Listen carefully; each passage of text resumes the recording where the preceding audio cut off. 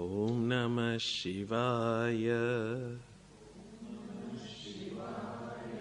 Om Namah Shivaya. Om Namah Shivaya. Om Namah Shivaya. Om Namah Shivaya. Om Namah Shivaya. Om Namah Shivaya. Om Namah Shivaya. Om Namah Shivaya. Om Namah Shivaya. Om Namah Shivaya.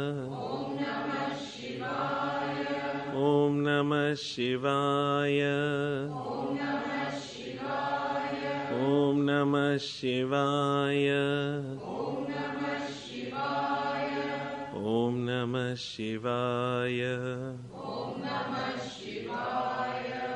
Om Namah Shivaya. Om Namah Shivaya. Om Namah Shivaya.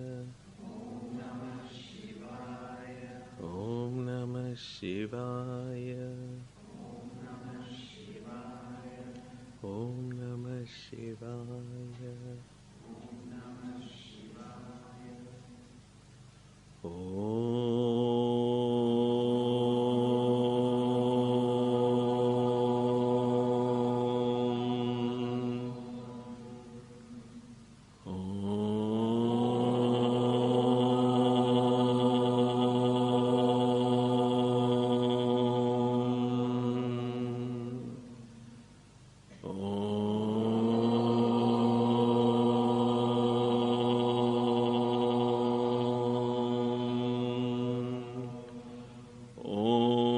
Sahana Vavatu Sahana Bhunaktu Sahaviryam Karavavahai Tejasminavadi Tamastu Mavit Vishavahai.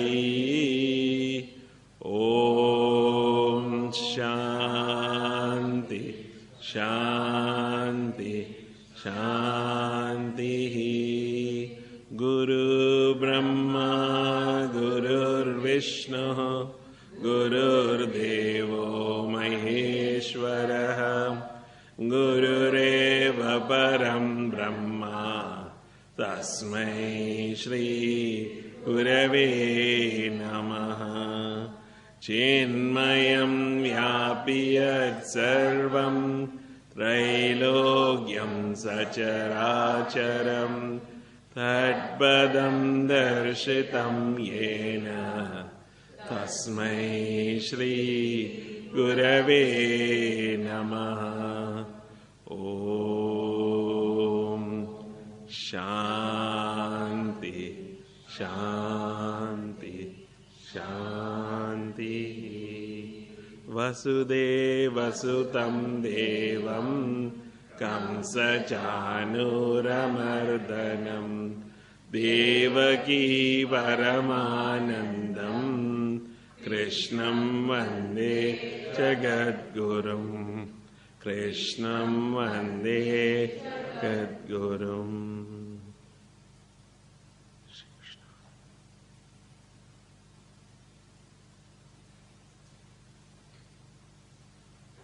For a seeker, the only goal a seeker has is to be happy. Seeker or anybody, our aim in life is to be happy. So scriptures have indicated that happiness is not in any situation, in any object, in any person, or anything that we can gain from the outside. And that happiness is our own very subjective subject itself, our own true self.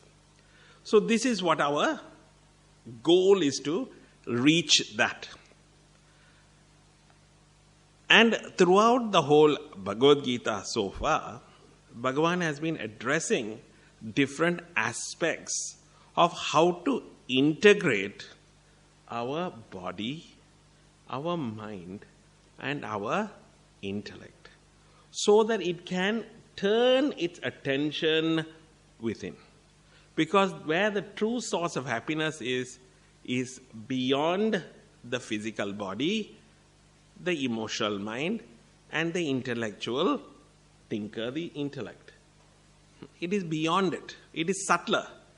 So therefore, this equipment first needs to get prepared. Now, for preparation, for anything that we have in life, whether it's your car, you should prepare your car before you get into the car. Nowadays, car will tell you if it's not prepared. It'll start beeping at you. But for our body, actually it is telling us many things. But we are not prepared to listen. Because we think we know. We will sort it out when the problem comes. The problem is when the problem comes, are you ready to sort it? That's only we say, why me, oh God, blame everybody else. That useless husband of mine did not check the tire. Well, why didn't you check before getting into the car? Well, somebody will blame. The mechanic didn't do a good job. I paid $400, but the fellow should have checked the tire. But it's your car, you should check. So the idea is that Bhagavan gives us how we should prepare these equipments. These equipments by themselves will not be able to take us there. This equipment is only an instrument which we can use to take us to a certain point. Now, if I say that I want to come to Chinmaya Sannadhi, my car will bring me all the way up to the car park. And in the car park also not in the where the red hats are. But next to the red hats there is no. Right? You decide, no, I'm going to drive here and park also. Nandu is not looking, so you park there. Right? And I'm not looking at Nandu, so it's all good.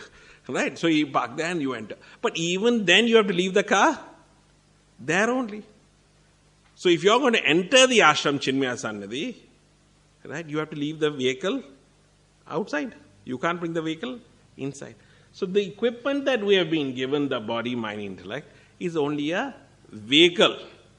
And that vehicle will take us to a certain point beyond which it cannot take us. You have to leave it there. So Krishna has been giving us different practices how to prepare this equipment for that inner journey and preparing us to get to a certain point. You have to let go of the equipment. And he's already indicated that final point when you have to let go of that equipment and go beyond, there he says, Shraddhavan labhate jnanam. Only through knowledge one will reach, right? Or should we say, through Shraddha one will gain that knowledge. Now what knowledge will you gain? That self-knowledge. Yesterday I told you, difference between knowledge of the self and self-knowledge. To get to that self-knowledge, one needs Shraddha. And to get that Shraddha, one needs knowledge of the self. So that is also called Jnanam only. So Jnanam to Shraddha, Shraddha to Jnanam. So when the equipment is prepared with that knowledge and to gain knowledge, even right now, if our mind is somewhere else, oh, I missed out on that biscuit. Right? Niharika tells us now only.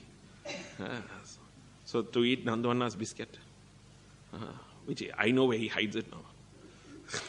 Right? So now, where's the mind? Biscuit. What biscuit will be there? Maybe after I can take it. So mind is gone somewhere else. I talked about the car. He immediately thought, oh yeah, it was making a bit of noise. Why? Now that Swamiji tells me, what happens if it stops when I'm going home? Maybe I should call NRMA now because those fellows will take 2 hours before they come here. Your mind gone. So unless the equipment, the mind and intellect are integrated, it's not going to go that way. Now, body is disturbed. Some pain is there in the leg. Then you look around the room, I have so much pain. Then you look, doctor is sitting there. 2 doctors on this side. There may be some doctors on this side also, I don't know. But this side, at least 2 doctors are there. Right? Should I tell in the class only? Pain is there. Then immediately both doctors will look up. What pain? Then their mind is also gone. My mind is on my pain. So, unless the body is tuned, the mind and intellect are integrated, we will not be able to launch into the higher. So, different sadhanas practices have been given. But our problem is very casual, no? We are traveling in our journey. Swamiji, how many yagnas I have gone to? How many times I have served my guru? Right? How much, So I have this belief in my head that I am ready for the launch. Now it all needs to happen is countdown. 5, 4, 3, 2, 1. Malfunction. Why? It is not prepared. Right? So before the malfunction takes place, which is chapter 18, before the launch in chapter 18, chapter 17, Bhagavan gives us checklist. Chinmay is very good at checklist. From the day I became Yagna coordinator in Melbourne, our Kaushal Bhaiya wrote a beautiful checklist. Right? Every box has to be ticked. Why? Like that chapter 17 checklist. He is going to hold it in front of us. Preparation check. Are you ready for launch? Because if you are not ready, you can't launch. You can't go into the highest realm, which is your true nature. So, what is it that I need to prepare for? So, he is now telling us. Now, for the one who wants to reach the other end, the equipment needs to be prepared. So, the equipment must become sattvic in nature. Now, sattvic in nature can indicate to us subtlety of equipment. It's like fine dining. Versus, your pizza, which is you buy at Domino's, it's not bad, it's good. Then you have fine dining pizza. There's a big difference in pizza. That quality, that taste. My fried rice versus Sandeep's fried rice. It's fried rice, no doubt. But that fine, right? So one needs to know, right? Is that fineness of equipment, that subtlety of equipment. When we say gross equipment is always extroverted. It doesn't mean that a sattvic person does not do work outside. But the sattvic person is always thinking and what is the higher purpose, well-being of everybody. From that standpoint, looks out into the world. And that well-being of everybody also is for what? So that I can lift there. Right? So that subtlety of equipment must be available. Otherwise, what we are thinking? It's all about the gross. Gross means, should I eat this? Should I not eat this? That person told me this. How will I counteract that person's statement? Our attention is always very gross-oriented. Right? It's not going to turn us within. It is only going to create more and more disintegration of our 3 equipments. And what is that disintegrates our equipment is our own vasanas. Yesterday we saw vasana as swabhava. But that swabhava has good and bad in it. That bad is going to disintegrate us. Unless the equipment becomes like one sharp arrow, it is not going to be able to pierce that veil and reach the truth. So therefore, Bhagavan has to show us. And so he says the one that is going to be able to lift itself to that point is one who is sattvic in nature. And sattvic in nature means vasanas are all my desires are turned only for that. I want that and that alone. This is what we saw in Viveka Chudamani and Tattvabodha, etc. as mumukshutvam, burning desire for liberation. How much do you want it? This is this thing you have to think. How much do I want it? Huh? So therefore, this sattvic mind and intellect and that body which supports it is only preparing to launch into the infinite. That is all I want. And that's all I've come to declare. My Shraddha and conviction is, there is no happiness in this world, neither is there sorrow in this world. My sorrow comes only because of my wrong contact with the world and my wrong intentions. There is nothing wrong with the world. It is me interacting wrongly, me expecting things wrongly. And Gurudev gives this beautiful example of this Amma who comes from the village and she comes to the city, to her daughter's house, and she used to manage a 20-room house, and she came here. It's an apartment or studio apartment where except for the bathroom, everything else is in the same room. Right? And so what can she do? Morning till evening, son and daughter-in-law and daughter and son go to work, son-in-law go to work. She's all alone. So she cleans everything. Right? From morning till evening, she's cleaning only. But in that small room, how much can she clean? So then she decides that she's going to go through every hole in the room and clean it with a nice wet cloth. Ashiben and Shifali. It'll start now. Every nitty-gritty they will go through. Doesn't matter if the cleaner has cleaned. They will go through. Because their Guru is coming. So this Amma goes through every little nitty-gritty in there. And after a few days, seems every day when the son-in-law and daughter come, she seems more upset. Already son-in-law and mother-in-law don't get along. Right? On top of that, he's thinking that he has done something. So he's asking the wife, have I done something? Your mother seems very upset. I'm supposed to be upset with her. She's taking too long, but why is she upset with me? And she's saying, I don't know. I think she's upset with me. So both are thinking. So after 3 days, they said, Mother, what's the problem? She said, you are hiding something in this house, like a pet. They said, what? In studio apartment, in those days you can't have pets. Nowadays you can have pets in the studio apartment. They have even park for doggies to run around in that apartment building also. How nice nowadays. Those days, no. So you are hiding a pet. I said, we don't hide anything. No. And they said, why are you telling like this? Because when I'm cleaning, suddenly this thing will bite me. So they're wondering, what is biting her? Right. And we have pesticide also, no cockroaches, nothing to bite. So they said, Mother, please tell us where it is biting. And show us what you do. So she took a cloth, nice wet cloth. Has to be nice and wet. She turned it, like, you put it in your ear, you clean your ear like that. And then, still that is not enough. So she took a screwdriver also and pushed it into that hole. Which hole? The power socket. Because she wanted to clean the dirt. We had nothing else to do. Now when you have put it in there, what are you going to get? Shock.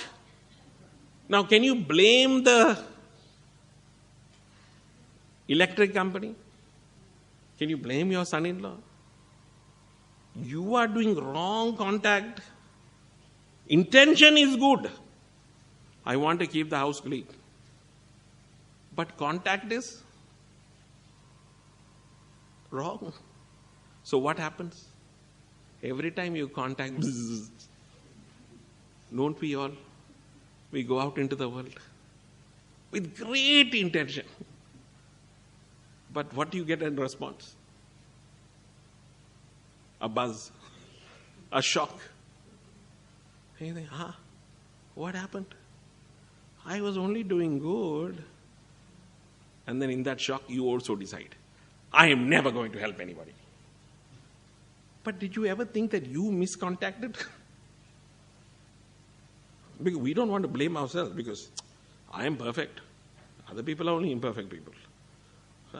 I have contacted wrongly. It is biting me back. That's why I say, what you put out there only will come back to you. So therefore check. So what is the right contact?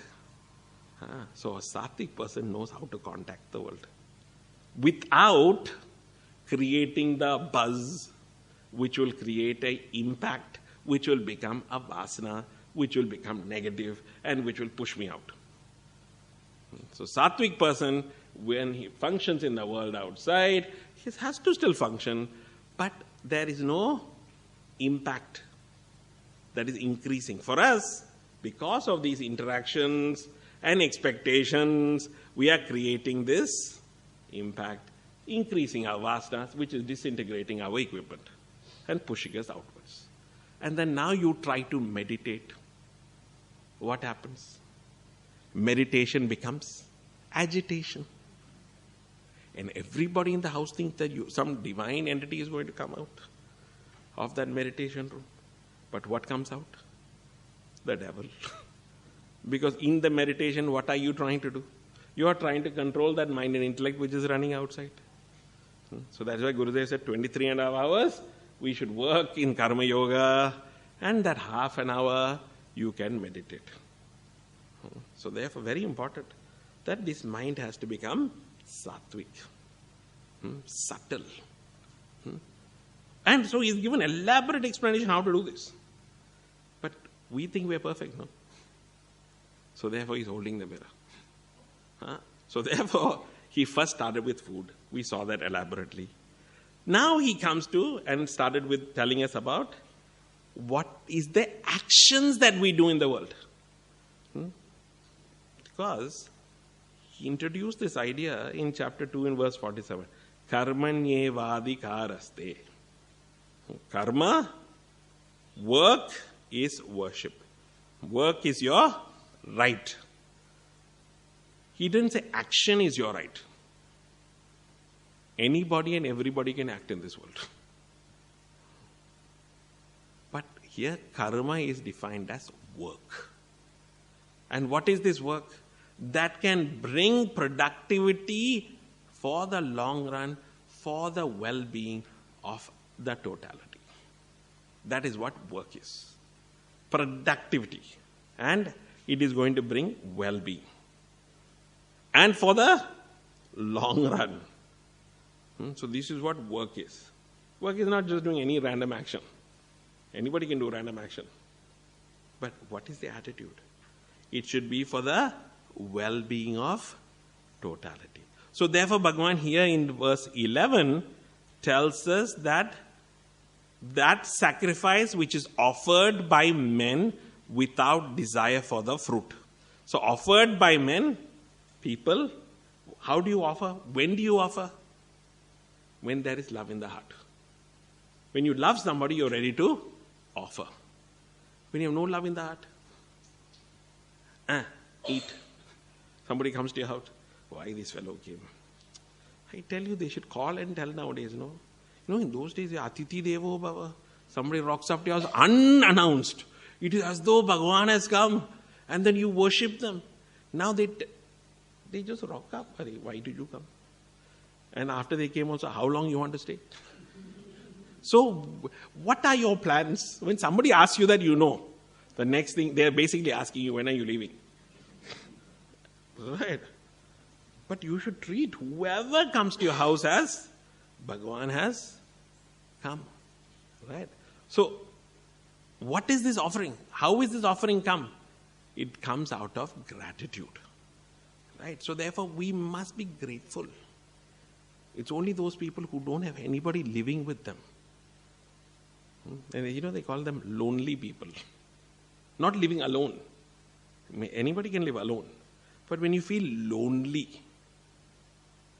nobody loves me, nobody cares, it's called lonely. Right? How, when that lonely person sees new people coming, how they feel, so nice people have come. So, we shouldn't feel lonely. We should embrace whoever comes. And that comes out of gratitude. So therefore, when gratitude is there in our heart, we are very thankful. And when we are thankful, what will spring out of our heart? Love only. So therefore, out of gratitude, do the work. And when you love something in your heart, when you're grateful for something, you want to only do your best. But do this best without identifying, attaching yourself to a result. It's difficult for us that when we do something, we expect that somebody will praise you after the talk. Is somebody going to praise whether the talk went well? And you hope that your ears are closed if they're going to scold you for talking rubbish. Right? Because we all want to, what's it called? Positive validation. Nowadays, this is the word. Validation. You have invalidated what I said, Swamiji. You have done wrong. What is that you invalidate? According to me, I have done correctly.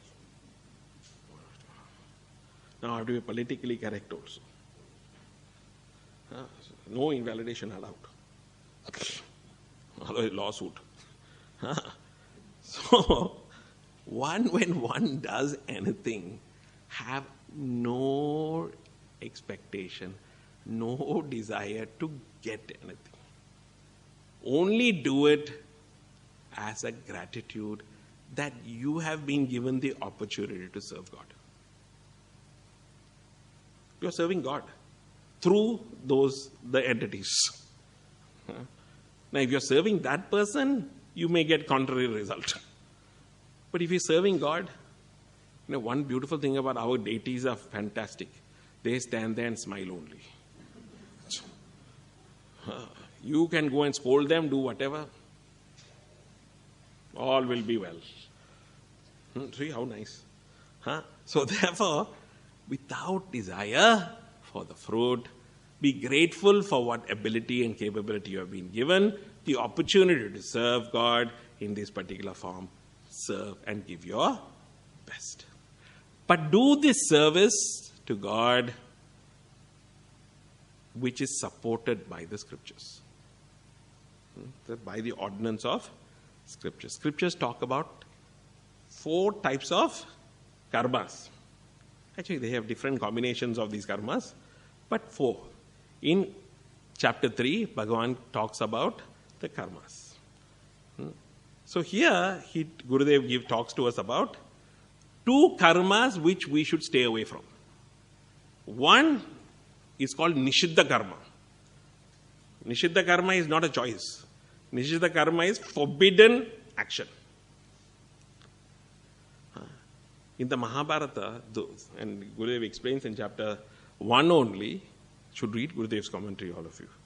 Right? There he gives you, there are 5 or 6 places, things which comes from Manusmriti itself, the father of humankind. What are the things you should never do?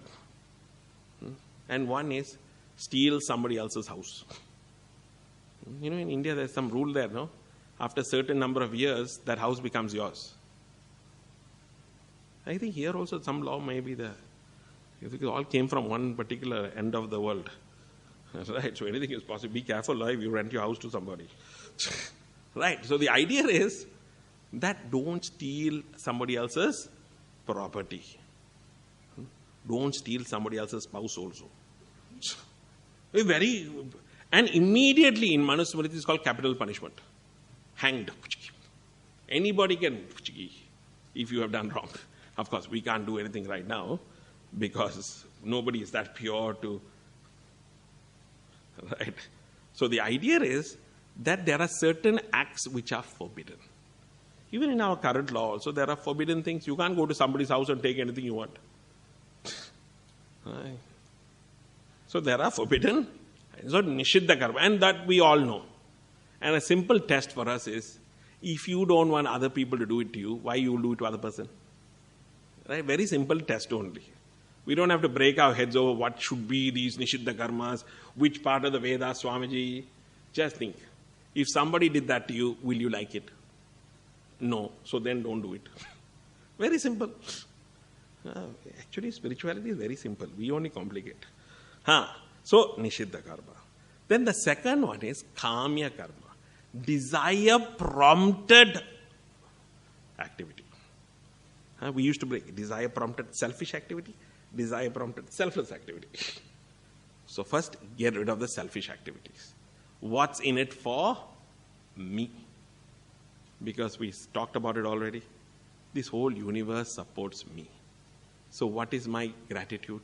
I should support the universe. And when I support the universe, and I'm in the wheel of the universe, doing and supporting in that yagna spirit, in the spirit of sacrifice, the universe will bless me with what I need, not what I desire. It will give you what you need. And Bhagavan will make sure that we will get it. If you are in line with his will. If you are not in his will, there's stuff, spanners in the works. That's why it came. Kada, kada, kada, kada, kada. I think that spanner in the works came because the mechanics leave spanners in the car. Once it happened, I was driving and taka. What happened? It just came from the mechanic. Then you opened the hole, the wrench is there. I said, very nice. To buy this would be a very expensive task. But he left it there. And he's making noise. So that's why spanner in the works. So if you don't tune to that Lord's wheel of sacrifice, then you are putting spanner in the works. Then you will have gada-bada going on in your life. So therefore, kamya karma and nishiddha karma, Gurudev is saying, avoid it at all cost. Then there are two karmas which we must do, which is called nitya karma and naimittika karma, which also is known as kartavya karma. Different language is being used. So nitya karma is my daily duties. Don't neglect. And for that you must read that book called Sadachar. I think we did for men's retreat, many years ago. Sadachar. Hopefully we are all following. Or that Bhikshu Gita also talks about it. Those of us have done that also. So therefore, that daily duties, and we all know what our daily duties are. And the moment one of the daily duties are out of whack, just like washing your dishes, and then few days you leave it in the sink, then guess who appears in there? Uncle Cockroach. Right. Now you understand why cockroach comes to visit. Because you forgot to wash your dishes. Right. And then, why this fellow? And then you scream, it screams, it jumps, you jump. Right. Thank God if you live alone, nobody knows. Otherwise. So therefore, do your daily duties and do it well. And then there's these naimittika karmas, which is called special duties. They are also called vishesha karmas. When there's a marriage in the family, some 60th birthday, not wedding anniversary, 60th birthday. Right? Then what do? You have the special time is there to celebrate. So then you take time out to celebrate. Then daily duties become secondary. That doesn't mean that daily duty like brushing your teeth and all doesn't become secondary. You're supposed to do all that. Right? But your emphasis is on the special duties. So therefore, follow these duties. And do it with firm faith. Your shraddha should be that by me doing these daily duties and the special duties for the well-being of the world, and right, even going to work is daily duty. Taking sick leave without being sick is not daily duty. Right. I won't tell you what that is. You work it out. Right. So, right. So, do your duties out of gratitude. Do it well, the best you can, out of your own abilities. Offer it as gratitude to the universe, as sacrifice. And do this with complete conviction. And by having this conviction that by doing so, I will purify my vasanas, integrate my equipment so that I can turn it towards the higher. And such a person, for him, sacrifice is duty. Right? One who does this is called yagna, and this yagna is called is what his duty is. And I won't do anything else other than this yagna. He's called a sattvic person. Okay, now he comes to the rajasic person. Now we may think, maybe we're not doing all these things. Okay, maybe I'll fall into the rajasic category. So let us have a look. Abhisandhayatu phalam dambha artamapi chaivayat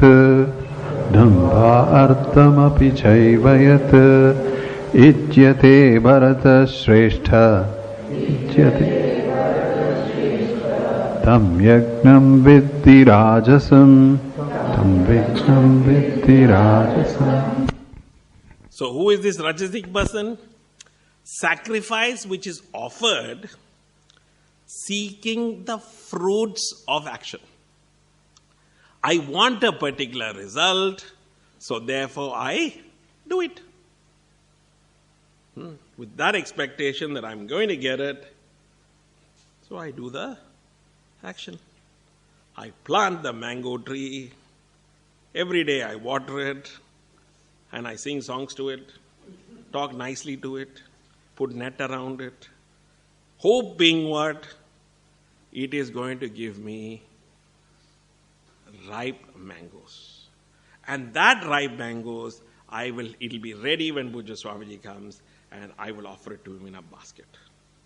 And then he will eat it and say, Shrikarananda, well done. What an expectation. And then I come back go to Brisbane and come back just before Swamiji comes. And then I look at that tree. There is nothing there. Because the green hands of ashram have decided that it should not be on the tree. We should pluck it and keep it. Or we should eat it before it gets rotten. What happens to my imagination, my expectation? Gone. And to rub it in, Swamiji, those mangoes, last year's mangoes were sweet, but this year, and we didn't just get one to share among, we all got one each. So therefore, because you don't know what is going to happen, future is not in my hands. You may plan, nobody's telling you not to plan, but don't get attached, because you may not get what you want. Only what's in the present you have control over. And what is the present? Me walking up and down, watering it, singing songs to it, talking nicely to the plant. That I can do. And that's what I should do. Why should I talk badly to the plant? It also has feelings, you know. Because look at how big, nice it is. Very happy plant. No, it's okay. I not neglected the back fellow also. I also talked to him also. He's there for Purna Kumbha. I tell you, have different purpose. One Purna Kumbha, one eating. So don't fight with each other. But the idea is what? That do your duty without expectation. But our thing is, the moment we get expect something is going to be, then you get anxious. And you look around. Everybody's from India. See, at least Australian person, white person, Western person, mango, they don't know, I don't know. But Indian person, they are very mango people. And each one going, nice fat mangoes, huh? Right, eyeing it. So I also get a bit anxious. Maybe I should pluck one or two and keep it. Wrap it in the newspaper. So, you okay, Janaki? It's not working? Oh, now it is working. Oh, all this time you have not been hearing? No. Oh, sorry. So you are actually practicing the sattvic nature. No expectation that whatever Swamiji is doing is fine. Thank you, Janakal. That's brilliant. No expectation. So here, Right? So the moment I start thinking that all of you people are eyeing my mango, I get anxious. Worry starts coming. Then fear starts coming. Then 100 SMSs will go to each one of you. Again and again remind you, don't touch my mango. And knowing very well that you will. Right?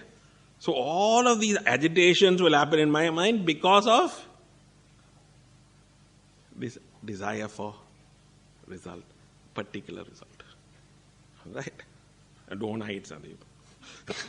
You may be maintenance. You have to maintain my mango, not eat it. So no attachment. So therefore we do it out of expectation for a particular result for gaining some happiness. This is called Rajasic Yagna. Or there are people who do it because to show off. Ostentation. I do it because I will be popular. I start giving you my mango. After telling you how much I love this mango, I'm set you up for this. But inside I'm telling you, I'm setting these people up so they know that Swamiji is very conjuice with the mango. Then I start giving the mango out to all of you. And there is a Swamiji, wonderful Swami you are. So what am I doing? Was my intention to give you out of my love, or is it to give you so that you will praise me? I only will know, you will not know. Right? But each one has to reflect. The idea is, why do we do what we do? Are we flaunting our money because so that we can show off? I have talent to sing. Not that I have, but if I had talent to sing and I'm singing away, am I doing it for Bhagavan? Or am I singing to show off to all of you? That's why when people sing in the ashram, I always say, face the Lord. Don't face the, who are you offering it to? But of course, if the singer believes that Bhagavan is sitting here, and I'm offering to Bhagavan, that's a different story. Because Bhagavan is also sitting in each one's heart. But what's our intention? Why do we do what we do? Are we doing it so that we get praise, we get respect, we get honor? Why do we do it? Right? Are we trying to get that? Or are we doing it because I have a particular expectation for something? Or am I doing it because I have the ability and this is my offering to my Lord, my Guru? So the sacrifice which is offered, O best among Bharatas, seeking for fruit and ostentation, know thou that to be a Rajasic Yagna. And when one has this type of attitude, when they do their yagnas, do you think mind vasanas are going to get exhausted?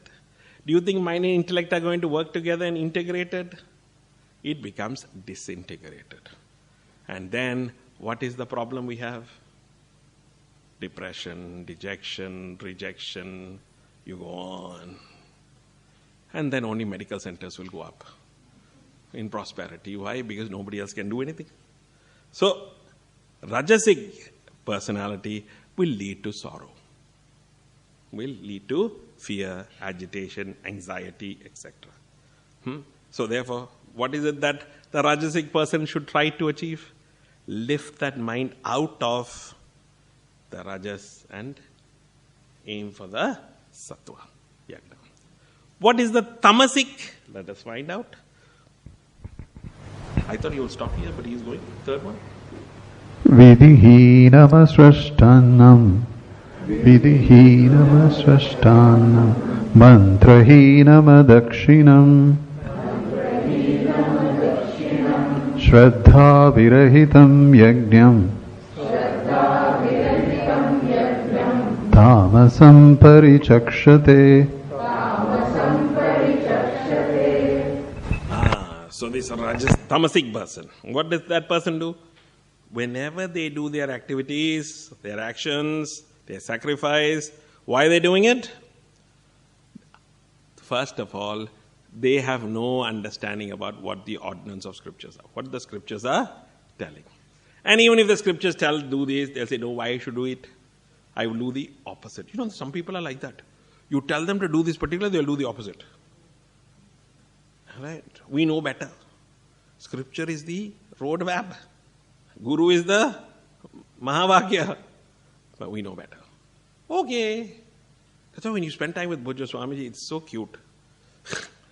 He will tell you to do something.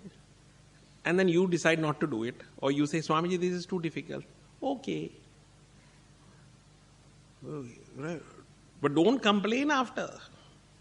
You tell, don't complain. I have let you. Because if he tells you to do something and you don't do, who knows better? He or me? But I think in my little intellect of mine, I think I know better. So then I will tell what? But Swamiji, but I think this is how you should do it. Then he will say, okay. Because even if he tells me otherwise, I'm still going to say my way is better. So better, okay. Right. And then you go around in circles. Then you come back to exactly what he said. And then he will smile at you. And then if you went wrong, and then you go, Swamiji, it went wrong. That's why I told you to do that. Right. So one who does not follow the instructions of the Guru, does not follow the instructions of the scriptures, who does their own thing, and what is it that they don't do? Or what is it that they do? When anybody comes to you, and one thing that every Hindu household is encouraged, I think every household is encouraged, have extra food in the house. That whoever comes, and again, please, extra food in the house is not in the refrigerator. Available to be cooked and given freshly. Because Taittiriya Upanishad, those who have just finished Taittiriya Upanishad, what did the Rishi tell us? Who remembers from Taittiriya Upanishad? Where are they? There, sitting in the front row. Umama is there. So what did he say, Taittiriya? You offer food mediocre, then you will get mediocre returns. If you do it with great devotion, you will get that. If you just give it like that, that's what you will get. Right? So everything should be prepared as though you are offering it to Bhagavan. So not only food, even if you give a place for somebody to stay. That's why in our tradition, even an extra space is available for people to come and stay. Not necessarily inside the house. A veranda is kept. Because you don't know. Some people come and then they don't go. That is a problem nowadays. So therefore, they were intelligent, those elders of ours. Veranda is kept. So you can stay, spend the day. Food will be given to you, whatever is required. Water is there. Tap is outside. Drink. Go. Sleep under the thing. Go. Right? So therefore, when he says food is the basic necessities of life. Food, shelter and clothing. Right? So therefore, when a person does not contribute this to the society, and does not have it available for people, then what happens to that society?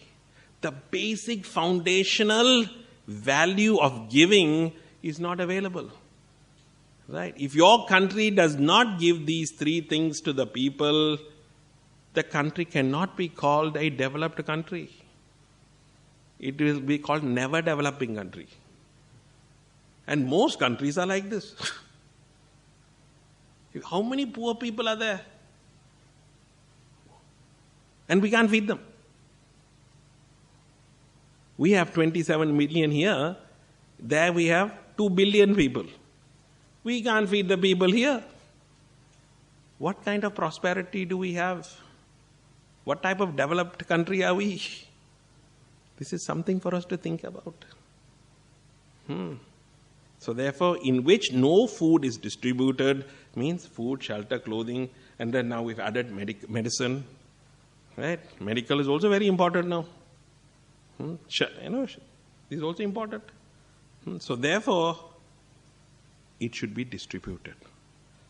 And that's why Gurudev, in many of the programs, chick programs and all that, they used to, even in doctors and everything, they all used to get together and they'll have clinics, free camps, where people will come, they will gain and they will go. In Australia, how many people need? Right? So we need to think. So in which no food is distributed. Where it is devoid of mantras. Puja is done without mantra. Means the vibrations are not created. Right? People are talking when the puja is going on. What vibration is there? This is all part of tamasic. When mantra is going on, you should be chanting. If you don't know, sit and listen. Don't open your mouth, which will create some other vibration. Right? So therefore, mantra. Okay, I don't know any mantra, Swamiji. Talking sweet words to people. When you give somebody something with a loving tone. Intention is good for most of us. But many of us don't know the way to say something. Something is not right. Maybe that BMI chart is not right. Swamiji, why is that BMI chart not right? That is not the way to talk. Or the Swami says, why this flower is like this? That's not the way to talk. Even the words that come out of our mouth should be like mantra. It should create that bhava in the heart of the receiver that they want to. So this is what. And gifts. How many of us give recycle gifts? Especially those wedding gifts. I don't know nowadays there is or not, but I know and remember those days. How many irons you get? Toasters. Right? And then you keep it up there. And then that toaster is recycled again. It's okay. It's part of the recycling process. Right? Guru Dakshina. Guru has nothing. Guru wants nothing. But for Guru's work, everything is required. But how much do we give? We can go for a cup of coffee. We can go for dinner for $200. But to put $200 in the Guru Dakshina form? Swamiji, I give all the time. What to give for this? And priceless is the knowledge. True. And Guru cannot argue with that also because he told you it was priceless. But have I gained something, then I should put no. Right? And then Dakshina. Pujas are the best. Especially when you go to the temple because they have got nice metal. And then you pull out 20-cent piece. Even now 20 cent is still available. Ta-dang! And you hear it. As though the temple runs on your 20 cents. I mean, I'm not saying 20 cents is bad. Right. But if you think about your house, how much you spend, and ashram, how long, even to put this electricity the way it is, how much it costs. But did people think about this? Right. Go to temple, that poor pujari. Okay, nowadays they get paid. But in those days, the poor guys did not even get paid. Nowadays, Guru still doesn't get paid. Right. What to do? And that Swami travels every 5 days in a different city. And then he finally lands up in Australia. And then we register that we are coming for the talks. And then we say, I got stomach pain. Okay, stomach pain, okay. I don't feel like it, so I won't come. Right. What is happening to all of us? This is called tamas. No way we are going to reach there. Right? In every act, every thought, everything we do is our giving to the Lord and the Guru. Right? So therefore, let us not become tamasic. Right? I'm coming. Just recently we had satsang. And these people woke up early in the morning and they cooked and they got ready for lunch satsang. 3 families didn't rock up. Now 3 families are 12 people. If they have made food for 12 people, what happens to that 12 people food? Either they will eat it or they will have to throw it. Going to be easily said, no, I am not coming. Now next coming, speech tapas. We'll talk about it when we come. But this is called tamas. And such people have no faith. And this is what Bhagavan says, who is a tamasic person. Now Bhagavan begins to tell us the next category of things that we do, and which is called tapas. Now the word tapas, if you flip the word around, it will become pata. Pata means in Sanskrit to fall. So one who does not do tapas is one who falls, disintegrates and destroys themselves. So we all must do tapas. And what are the tapas we can do? And there are 3 types of tapas that we entertain our life in. And these 3 tapas, one is, he will tell us now, right? One at the level of the body, one at the level of the speech, and one at the level of the mind. So 3 types of tapas. And all 3 we have to make sattvic. So first one is at the level of body, the other one is speech, and the other one is mind.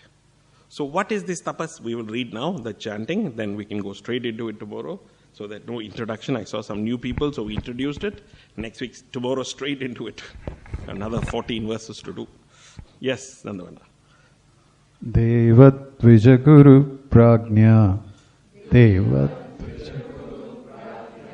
Pujanam Sauchamarjavam Brahmacharya Mahimsacha Shariram Tapa Uchyate. Worship of gods, the twice born, the teacher, the wise. So worship of these 3. Then having purity, straightforwardness, celibacy, non-injury are called austerity of the body. So what is this? We shall see tomorrow. Very important. So please come on time, which you have done very well today, all of you. Thank you.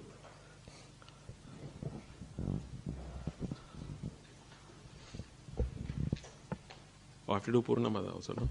Om Purnamada Purnamidam Purnad Purnamudachyate Purnasya Purnamadaya Purnameva Vashishyate.